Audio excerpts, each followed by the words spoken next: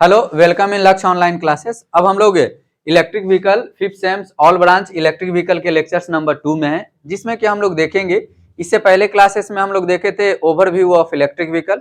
Electric vehicle हमारा क्या है और उसका ब्लॉक डायग्राम क्या था। अब हम लोग यहाँ देखेंगे नीड ऑफ इलेक्ट्रिक व्हीकल, मतलब कि इलेक्ट्रिक व्हीकल की आवश्यकता हमें क्यों पड़ी। देखिए, काम यह है ना कि कोई भी पेपर पढ़ने से पहले हमें यह जानना रहता है कि हमें उस पेपर को पढ़कर आगे क्या कर सकते हैं या जरूरत क्या है उस पेपर को। जैसे कि ध्यान दीजिएगा, इलेक्ट्रिक पावर जनरेशन जब हम लोग पढ़े थे तो हम उसमें केवल और केवल यह जाने थे कि इलेक्ट्रिक पावर को जनरेट कैसे करते हैं और कितने तरीके से इलेक्ट्रिक पावर को हम लोग जनरेट करते हैं। क्लियर है? और किस अमाउंट में इलेक्ट्रिक पावर को जनरेट करते हैं। उसी तरह से हमारा जो था ट्रांसमिशन एंड डिस्ट्रीब्यूशन, तो उसके बाद हम लोग जाने थे इलेक्ट्रिक पावर को ट्रांसमिट हम लोग करते हैं तो कितने तरह से करते हैं और क्यों करते हैं। क्लियर है? तो यह है। इसी तरह से इलेक्ट्रिक व्हीकल का हमें जरूरत क्यों पड़ा, क्यों हम लोगों ने सोचा, हम लोग सोचे क्यों कि इलेक्ट्रिक व्हीकल भी हमारे पास रहना चाहिए। कुछ तो पॉइंट होगा, वह पॉइंट के बारे में जानना है, इलेक्ट्रिक व्हीकल या नीड ऑफ इलेक्ट्रिक व्हीकल।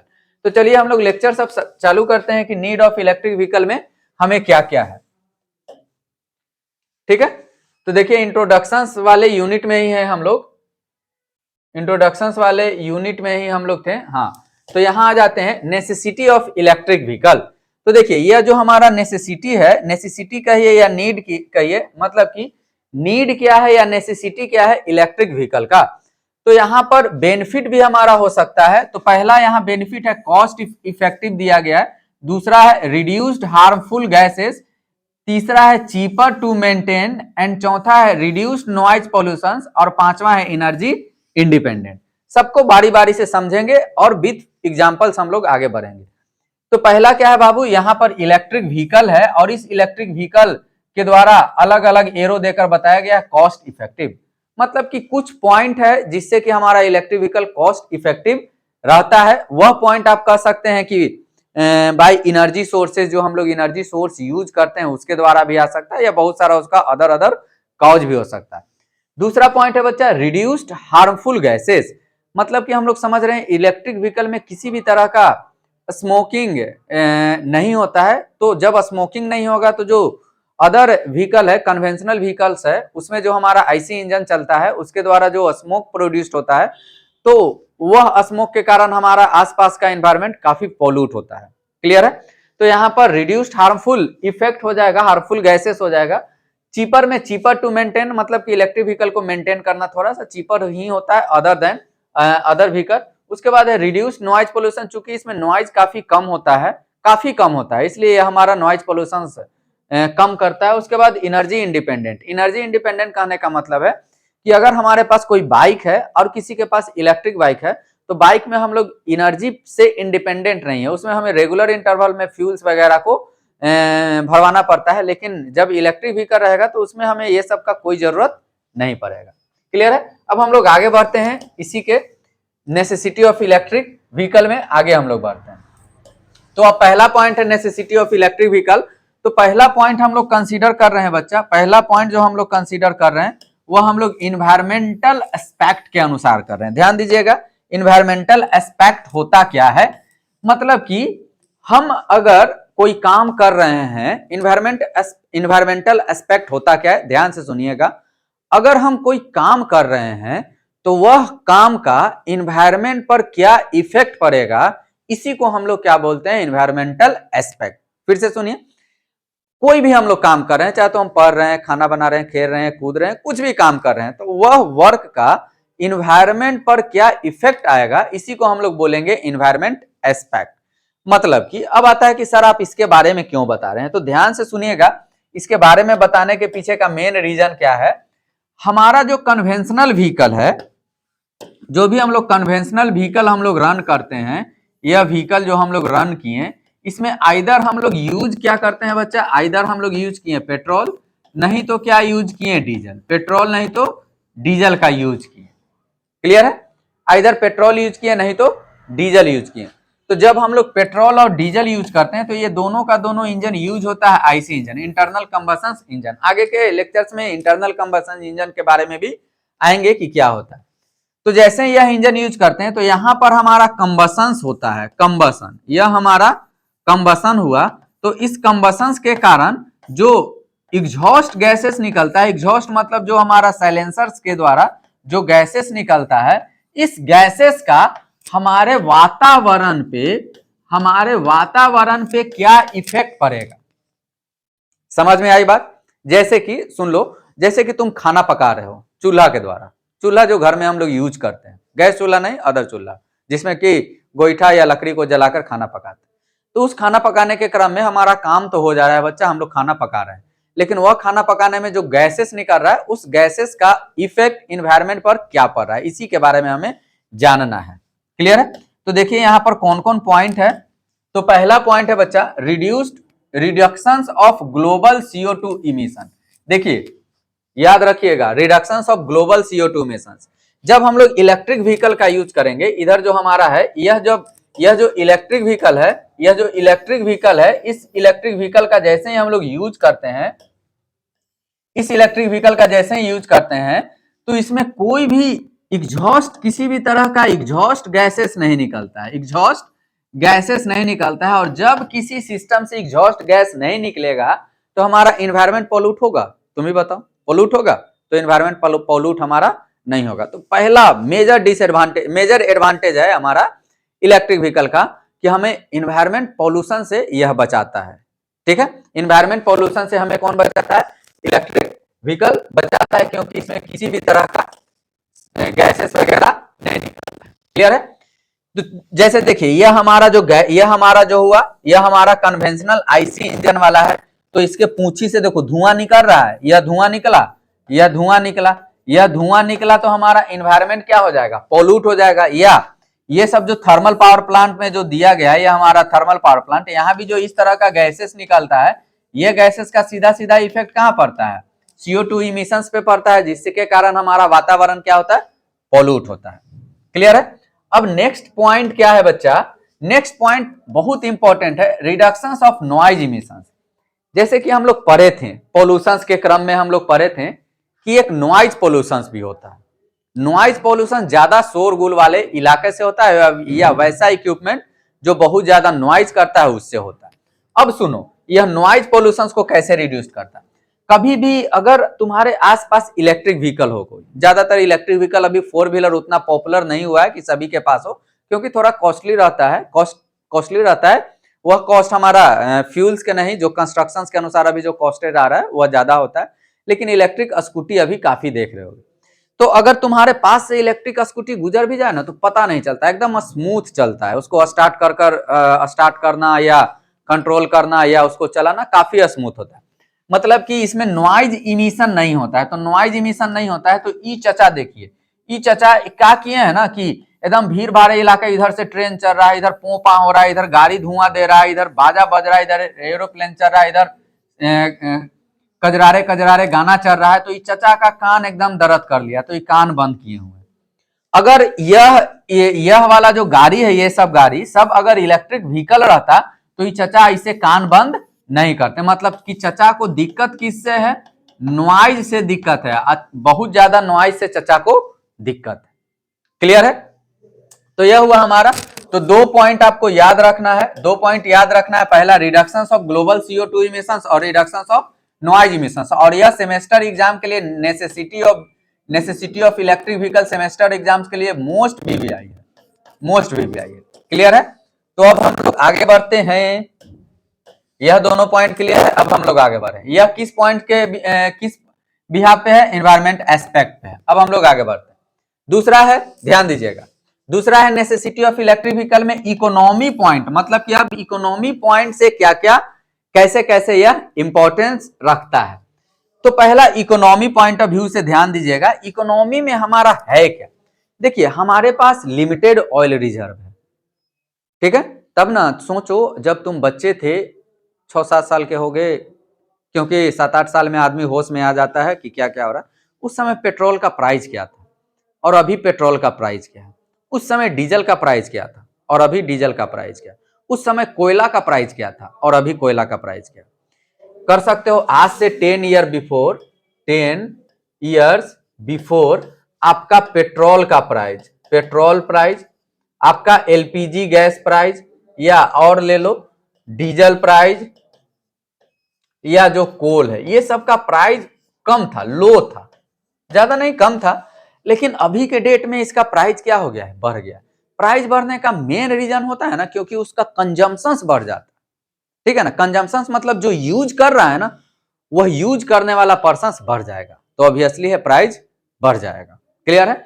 तो इकोनॉमी पॉइंट ऑफ व्यू से पहला पॉइंट है बच्चा हमारे पास कि लिमिटेड ऑयल रिजर्व हमारे पास है। हमारे पास ऑयल रिजर्व बहुत ज्यादा नहीं है, वह एक लिमिटेड में है, और अगर उसको हम यूज रेगुलर इंटरवल में करते जाए ना, तो उस ऑयल का कॉस्ट और ज्यादा बढ़ जाएगा। तो पहला इकोनॉमी। दूसरा है rising price of fossils fuels. जो भी हमारा फॉसिल्स फ्यूल्स आता है, सब तो फॉसिल्स फ्यूल्स ही आता है। जैसे कि एग्जांपल के तौर पर यहाँ कोयला है, यहाँ ऑयल है, यहाँ नेचुरल गैस है, यहाँ प्रोपेन जो एलपीजी गैस है, यह किरोसिन है, ये सब हमारा फॉसिल्स फ्यूल्स है। तो ये जो फॉसिल्स फ्यूल्स है ना, यह लिमिटेड है, और लिमिटेड रहेगा तो जैसे जैसे कंजम्पशंस होगा इसका, जैसे जैसे हमारा कंजम्पशंस होते जाएगा, वैसे वैसे इसका प्राइस क्या होते जाएगा, प्राइस हाइक होते जाएगा, और प्राइस हाइक होते जाएगा तो दिक्कत वाली बात है। क्लियर है। तो पहला है limited oil reserve economy point of view से, इकोनॉमी पॉइंट ऑफ व्यू से। दूसरा है rising price of fossil fuels. तीसरा है independent from oil exporting countries. देखो, हम इलेक्ट्रिक व्हीकल लाएं क्यों लाएं? क्योंकि हमारे पास लिमिटेड ऑयल रिजर्व है। लिमिटेड ऑयल रिजर्व है हमारे पास, क्या है बच्चा, लिमिटेड ऑयल रिजर्व है। ठीक है। अब जब लिमिटेड ऑयल रिजर्व है तो इसको हमें क्या करना है, इस लिमिटेड ऑयल रिजर्व को बचाना है। तो इसको बचाने के लिए हम लोग ईवी लाएं। ईवी मतलब इलेक्ट्रिक व्हीकल लाएं, पहला पॉइंट। दूसरा है rising price of fossil fuels. ये जो है ना, coal, oil, natural gas, propane, kerosene, ये सब का रेट क्या होते जा रहा है, बढ़ते जा रहा है। तो इसके रेट को मेंटेन करने के लिए, मेंटेन या लिमिट करने के लिए, लिमिट लिखो, लिमिट ज्यादा अच्छा है, मेंटेन नहीं, लिमिट करने के लिए, इसको लिमिट करने के लिए, इसको बच्चा लिमिट करने के लिए हम लोग क्या लाएं, ईवी लाएं। तो सर बहुत अच्छा काम किए हैं, इलेक्ट्रिक व्हीकल लाएं। दूसरा है independent from oil exporting countries. जहां से ऑयल हम लोग एक्सपोर्ट करते हैं, एक्सपोर्ट मतलब हम अपने देश में, हम अपने देश कंट्री, अपने देश इंडिया में, अपने देश इंडिया में ऑयल जहां से खरीदते हैं, जहां से खरीदते हैं। तो अगर हमारे पास ईवी रहे, छुकछुकवा गाड़ी, इलेक्ट्रिक व्हीकल रहे, जो कि कोची पे ऑपरेट हो, बैटरी पे ऑपरेट हो, तो हम ऑयल एक्सपेंड करेंगे, सॉरी ऑयल किसी दूसरे से खरीदेंगे? बताओ, नहीं खरीदेंगे। जैसे कि देखो, सपोज दैट कि तुम कोई मटेरियल लेने दुकान में गए, वह मटेरियल अगर घर में तुम्हारे खुद प्रोडक्शन हो रहा है तो मटेरियल लेने दुकान में जाओगे? नहीं। सेम है, हम ऑयल अपने पड़ोसी देशों से खरीदते हैं। ठीक है। अगर हमारे देश में ऑयल कंजम्पशन कम जाए, काफी कम कर दें, और कम कैसे करेंगे सर? इलेक्ट्रिक व्हीकल के द्वारा करेंगे, क्योंकि बहुत सारा ऑयल कंजम्पशन व्हीकल्स में होता है। कम कर दिए तो उससे अब खरीदना नहीं ना पड़ेगा, तो नहीं खरीदना पड़ेगा तो पैसा हमारा क्या हो जाएगा, बच जाएगा। क्लियर है। आई होप यह पॉइंट आप लोगों को अच्छी तरह से समझ में आया होगा। लिमिटेड ऑयल रिजर्व के लिए कौन आया? इलेक्ट्रिक व्हीकल आया। Rising price of fossil fuel के लिए कौन आया? इलेक्ट्रिक व्हीकल आया। इंडिपेंडेंट फ्रॉम ऑयल के लिए कौन आया? इलेक्ट्रिक व्हीकल आया। क्लियर है। यहां पर दिया गया है कोल है, यहां पर गैस है, यहां पर ऑयल है, और इधर हमारा क्या है, फॉसिल फ्यूल्स, कोल, ये सब फॉसिल फ्यूल्स है। तो इससे हमें डिपेंडेंसी हटानी है, और हटाने के लिए हम किसको लाएंगे? इलेक्ट्रिक व्हीकल को लाएंगे। आ गया, फिर से आया ना, हटाने के लिए किसको लाएंगे, मतलब जरूरत क्या है, मतलब नीड क्या है। क्लियर है। चलिए अब हम लोग आगे बढ़ते हैं। उसके बाद का पॉइंट क्या है? उसके बाद का पॉइंट है बच्चा टेक्नोलॉजी। नेसेसिटी में नेक्स्ट पॉइंट है टेक्नोलॉजी। तो टेक्नोलॉजी का क्या क्या है? Technical advantage of electric motor compare to internal combustion engine. Internal combustion engine को ही हम लोग आईसी इंजन बोलते हैं। आईसी इंजन जो कि हमारे मोटरसाइकिल, ट्रक, ये सब में यूज होता है। ठीक है। तो technical advantage of electric, electric motor का काफी ज्यादा एडवांटेज, हम लोग इलेक्ट्रिक ड्राइव पढ़ रहे हैं ना, इलेक्ट्रिक ड्राइव का काफी ज्यादा एडवांटेज है मैकेनिकल ड्राइव पर। उसका कंट्रोलिंग बहुत अच्छी तरह से होता है, पावर ट्रांसफर बहुत अच्छी तरह से होता है। जैसे कि देखो, याद करो, अगर कभी तुम डीजल इंजन पे बैठे हो, डीजल इंजन जैसे कि ट्रेन में बैठे हो और वह ट्रेन डीजल इंजन से चल रहा है, और कोई ट्रेन में बैठा है इलेक्ट्रिक इंजन से चल रहा है, तो देखना इलेक्ट्रिक इंजन काफी जल्दी स्टार्ट होता है और काफी जल्दी तेजी भी पकड़ लेता है और काफी जल्दी स्टॉप भी हो जाता है। लेकिन डीजल इंजन को स्टार्ट होने में भी समय लगता है और तेजी होने में भी समय लगता है और स्टॉप होने में भी समय लगता है। मतलब कि टेक्निकल एडवांटेज है इलेक्ट्रिक व्हीकल का। ठीक है, तो यहां से समझो टेक्निकल एडवांटेज आ गया इलेक्ट्रिक मोटर का। यह आपको ध्यान देना है, इलेक्ट्रिक मोटर का टेक्निकल एडवांटेज है किससे? इंटरनल कंबशन इंजन से। क्लियर है? इंक्रीज इन इफिशियंसी, ऑब्वियसली है, जब टेक्निकल एडवांटेज होगा, जब वो पावर कम लेगा तो इफिशियंसी ज्यादा होगा। इफिशियंसी हम लोग क्या निकालते हैं? इफिशियंसी बराबर क्या होता है बच्चा? पी आउट बटा में पी इन, और जब इनपुटे वो कम लेगा तो इनपुट कम लिया तो हमारा इफिशियंसी क्या हो जाएगा? ज्यादा हो जाएगा। ठीक है, तो इफिशियंसी ज्यादा होगा।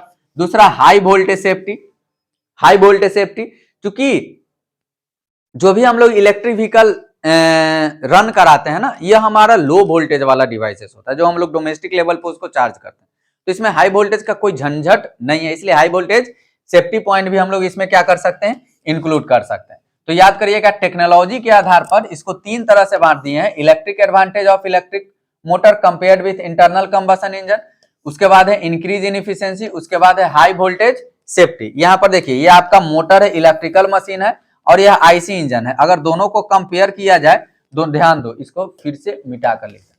देखो, यह हमारा इलेक्ट्रिक मोटर है, यह हमारा जो इलेक्ट्रिक मोटर है, और यह हमारा आईसी इंजन है। अगर दोनों को कंपेयर करेंगे तो पहला पॉइंट टेक्निकल एडवांटेज है, दूसरा पॉइंट इफिशियंसी ज्यादा होगा, और तीसरा पॉइंट हाई वोल्टेज सेफ्टी होगा। यहाँ पर टेस्ला इंडक्शन मोटर है, टेस्ला टिपिकल आईसी, यह टेस्ला का इंडक्शन मोटर है और ये टेस्ला का आईसी इंजन। देखो यहाँ पर पावर वगैरह भी दिखला दिया है, वेट इतना है, पावर इतना है, और इतना किलोवाट पर केजी जनरेट कर रहा है। इसका वेट देखो इतना है, और इतना वेट में 140 किलोवाट जनरेट कर रहा है, और 0.8 किलोवाट पर केजी जनरेट कर रहा है।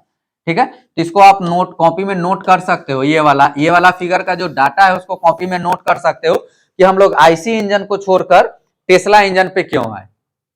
ठीक है, क्योंकि टेस्ला इंजन कह रहे हैं कि इलेक्ट्रिक व्हीकल पे क्यों आए, क्योंकि अगर आपसे कोई अदर क्वेश्चंस पूछे ना कि हम आईसी इंजन को छोड़कर इसमें क्यों आए, तो आप ये तीनों पॉइंट को लिख सकते हो और ये फिगर बना सकते हो। क्लियर है? ये तो हमारे चचा ही हैं इलेक्ट्रिक व्हीकल वाले। क्लियर है?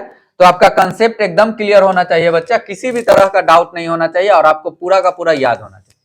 नेक्स्ट है इंफ्रास्ट्रक्चर। तो इंफ्रास्ट्रक्चर भी हमारा काफी ज्यादा बेटर होता है, comprehensive infrastructure to supply energy for electric vehicle at home, at work and on the road.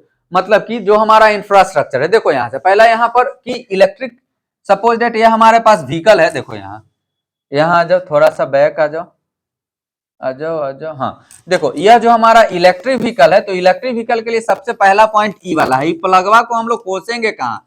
तो सर घर में हमारा इस तरह का रहेगा या चार्जिंग स्टेशन में रहेगा। तो जो घर में है या चार्जिंग स्टेशन में है, तो अब वो सप्लाई आएगा कहां से सर? इलेक्ट्रिक व्हीकल में सप्लाई आएगा कहां से? तो देखिए, इलेक्ट्रिक व्हीकल में सप्लाई आने के लिए पहले हमें क्या करना होगा? इलेक्ट्रिक जनरेट करना होगा। तो जनरेट करेंगे थर्मल पावर प्लांट में, जो कि बहुत अच्छे से बता चुके हैं। ये हमारा टी&डी में पढ़े थे, ये हमारा डिस्ट्रीब्यूटर है। ठीक है, डिस्ट्रीब्यूटर है, और ये वाला तार हम लोगों को याद करना है, इसको तार को हम लोग सर्विस मेंस बोले थे, सर्विस मेंस, जो यहां से टोका फंसाकर बोलते थे ना कि टोका फंसाकर जो घर लाया, वो हमारा सर्विस मेंस है। अगर इंफ्रास्ट्रक्चर हमारा बहुत अच्छा नहीं होगा तो ये सब डेवलप नहीं होगा, और जब ये सब डेवलप नहीं होगा तो हम लोग इलेक्ट्रिक व्हीकल की कल्पना बहुत सारे को कल्पना इलेक्ट्रिक व्हीकल की कल्पना नहीं कर सकते हैं। कब नहीं कर सकते हैं? जब आपके पास इलेक्ट्रिक पावर जनरेशन नहीं है, ट्रांसमिशन नहीं है और डिस्ट्रीब्यूशन नहीं है, तब आप नहीं सोच सकते हो कि आपके पास इलेक्ट्रिक व्हीकल रहेगा। क्लियर है? चलिए, इंफ्रास्ट्रक्चर में हमारा पहला पॉइंट है comprehensive infrastructure to supply energy for electric vehicle at home, at work and on the road. Okay, चलो अब आगे। उसके बाद है बच्चा, इंफ्रास्ट्रक्चर में ही है comprehensive infrastructure to supply energy for electric vehicle at home. हाँ देखिए, ये यहाँ पर बाहर हम लोग अगर हम ये इलेक्ट्रिक कार है, ये इलेक्ट्रिक कार है और ये इसी तरह का हमारा चार्जिंग स्टेशन रहता है, इसी तरह का हमारा क्या है चार्जिंग स्टेशन से। ई चचा देख रहे हैं कि कैसे चार्ज हो रहा है, तो ई चचा के बेटा को ना दहेज में इलेक्ट्रिक कार मिला, ई चचा के बेटा को दहेज में ईवी मिला। अब ई चचा परेशान कि ईवी तो ले लिया है गधा, अब जाएगा घूमने तो चार्ज कैसे करेगा। तो इसके जो चचा को जो दहेज में दिए थे वो बोले कि घबराइए नहीं, इलेक्ट्रिक व्हीकल का चार्जिंग स्टेशन ईच पॉइंट पर लगा रहता है तो उससे चार्ज होगा।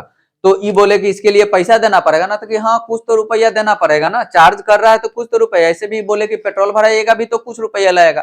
तो जो अगुआ था ये चचा को बहुत अच्छा से समझा दिया, कहा कि देखिए अगर आप पेट्रोल भराइएगा तो 2000 रुपया लगेगा और इलेक्ट्रिक व्हीकल से 100 किलोमीटर चलिएगा तो 200 रुपया लगेगा। तो चचा एकदम खुश हो गए, देखो एकदम खुशी में ऐसे कर रहे हैं कि वाह बेटा अब तुम हमारा इलेक्ट्रिक व्हीकल को चार्जिंग स्टेशन से चार्ज करा। यह टाटा का नेक्सॉन है, यह हमारा टाटा नेक्सॉन गाड़ी है और ये देखिए टाटा पावर का चार्जिंग स्टेशन है, मतलब कि आसानी से हमें कहीं भी चार्जिंग स्टेशन इलेक्ट्रिक व्हीकल को मिल जाएगा। यह हमारा इंफ्रास्ट्रक्चर्स में ही आता है। क्लियर है? तो चचा खुश हो गए। अब उसके बाद क्या है बच्चा, ये भी इंफ्रास्ट्रक्चर का ही फिगर है। देखिए यह चार्जिंग स्टेशन है, यहाँ पर ये सब हमारा इलेक्ट्रिक व्हीकल है, सबका चार्जिंग स्टेशन अलग अलग है, तो ये भी हमारा इंफ्रास्ट्रक्चर्स में ही आता है। उसके बाद हम लोग आते हैं ये देखिए नेक्स्ट है नेसेसिटी ऑफ इलेक्ट्रिक व्हीकल में पॉलिटिक्स। ये बहुत इंपॉर्टेंट है, ध्यान से समझना पॉलिटिक्स क्या है, ध्यान से समझिएगा पॉलिटिक्स क्या है। ठीक है, तो पॉलिटिक्स है क्या इसके बारे में ध्यान से समझना है। सपोज दैट कि किसी एरिया में बहुत ज्यादा पॉल्यूशन हो रहा है, किसी एरिया में बहुत ज्यादा पॉल्यूशन हो रहा है, तो पॉल्यूशन होगा तो फिर नेता लोग माथा पकड़ लेते हैं। काहे कि अगर पॉल्यूशन एरियाज में होगा तो वहां के जनता लोग उस नेता को, जैसे कि कोई सांसद है कोई विधायक है, उसको वोट नहीं देगा। जैसे कि देखो दिल्ली में अगर पॉल्यूशन होता है तो फिर गवर्नमेंट उस पॉल्यूशन को कंट्रोल करने में लग जाता है। उसी तरह से अगर यहाँ पर पॉल्यूशन हो रहा है, देखो ये पॉल्यूशन से धुआं एकदम कर ले है, गदहवा लोग धुआं पूरा धुआं चले ले है और इधर कचरा फेंक ले है, तो सब पॉल्यूशन हो रहा है। तो पॉल्यूशन से हमारा नेता का माथा में दर्द आ गया। अब जनता जो है, यह जनता बोलने लगा कि हमारा नेता कैसा हो, इसके जैसा नहीं हो। तो ई काहे हुआ क्योंकि ईवी जो हमारा आईसी इंजन के द्वारा जो धुआं निकल रहा है या धुआं के कारण पॉल्यूशन ज्यादा हो गया। तब नेता लोग बोला ना कि अच्छा हमारा नेता कैसा हो, जनता बोल रहा है नो नेचर नो फ्यूचर, मतलब कि अगर हमारा नेचर नहीं है तो हमारा फ्यूचर तो नहीं है, लेकिन इन नेताजी का भी फ्यूचर नहीं रहेगा। तो नेताजी अब दिमाग लगा दिए। तो नेताजी का दिमाग लगाए, नेताजी यह बोले कि हम इलेक्ट्रिक व्हीकल लाते हैं और उस इलेक्ट्रिक व्हीकल पे सब्सिडी दे देते हैं, जिससे कि बहुत सारा कंज्यूमर इलेक्ट्रिक व्हीकल को परचेज करे। तो जैसे ही इलेक्ट्रिक व्हीकल को परचेज करेगा हमारा वातावरण क्या होने लगेगा, साफ होने लगेगा। तब यही जनता बोलेगा कि हमारा नेता कैसा हो, हमारा नेता इन तीनों के जैसा हो। समझ में आया बात?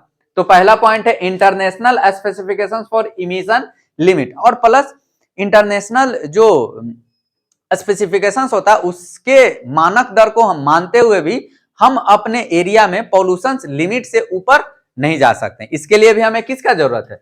इसके लिए भी सर हमें ईवी का जरूरत है। Introduction to low emission free zone, और फ्री इमिशंस फ्री जोन होना चाहिए, मतलब कि पॉल्यूशन काफी कम। क्लियर है? इसके लिए भी हमारे पास किसका जरूरत है? इलेक्ट्रिक व्हीकल का जरूरत है। क्लियर है? अब हम लोग आगे बढ़ते हैं, आगे बढ़ो, आगे बढ़ो। चलिए उसके बाद है हमारा, चलिए उसके बाद ब्लॉक डायग्राम आ गया, लो स्पेसिफिकेशन। चलिए यहां तक अब हम लोग एंड करते हैं। ब्लॉक डायग्राम वाला सेक्शंस को अब हम लोग अगले लेक्चर्स में देखेंगे कि क्या क्या है। Okay, thank you.